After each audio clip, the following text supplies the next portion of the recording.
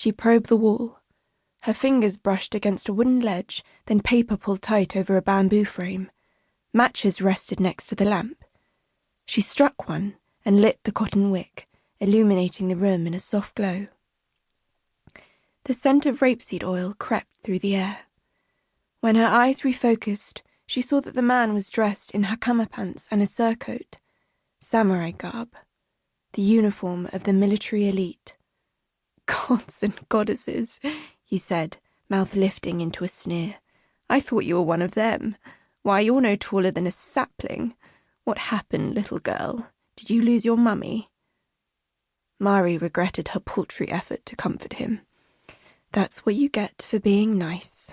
Men. They always underestimated her. Opposite the man, a variety of weapons leaned in the corner, a sickle and chain, a bow and arrow, a nunchaku. Mari gestured towards them. "Choose." She liked to give the men a fighting chance. "I'm sporting that way." The samurai huffed. "You don't know what you ask, little girl. I trained at the Palace of Illusions with the shogun himself." Mari clenched her teeth. This was growing tedious. "I said, choose your weapon." The samurai strolled to the corner. He rifled through the weapons and selected a katana and a wakizashi. Predictable. The long and short swords were samurai weapons. Her opponent brandished them, sharp-edged steel blades glittering in the lamplight. Mari sauntered to the corner and quickly chose her own instrument. Always the same, the naginata. The reaping sword was a long bamboo pole culminating in a wicked curved blade. Thought to be a woman's weapon, none of her opponents ever selected it. It was the only weapon Mari knew how to wield. "If you train on all weapons, you will master none," her mother always said. Mari stamped the naginata on the ground. Dust billowed around the hem of her navy kimono. "I'm very sorry, but from this moment, you're dead," she said, unsheathing the blade. The samurai laughed, the sound robust and biting.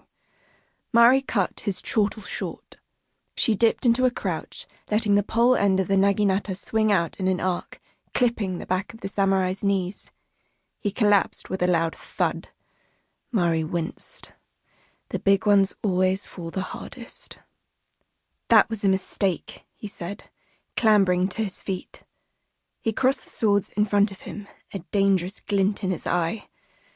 "At least he's taking me seriously now." "No," Mari corrected. "That was intentional."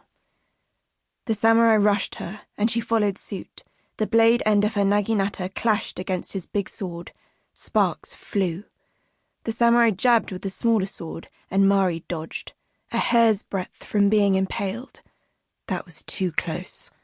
Her pulse quickened with fear and excitement. This samurai is well trained. Before the samurai could pull back, Mari began twisting the naginata, catching both of his weapons in the windmill. Forced to let go, the samurai dropped his swords, which scattered to the ground a few feet away. Well trained, but not as well trained as I. She couldn't allow him time to take a breath, to reach for his weapons. End this.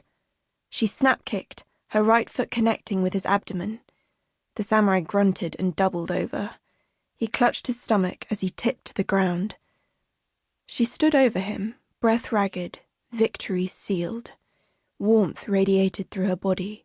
She felt the beast rise within her, felt her brown eyes dissolve into twin black abysses. Her hands flexed as muscles spasmed and bones popped. Her fingernails grew into black, pointed talons. The skin on the back of her hands bloomed with leathery, charcoal-coloured scales as tough and thick as a rhinoceros hide. She ignored the agony of transformation. She had trained herself to shut it out. The samurai stared, horror-struck. She knew she looked hideous, still part human but with the eyes and hands of a monster. She brought her face close to the samurai's, and when she spoke, her voice came out as a rasp. "You were right after all. I am one of them." Chapter 2. Taro. Taro rubbed the mark.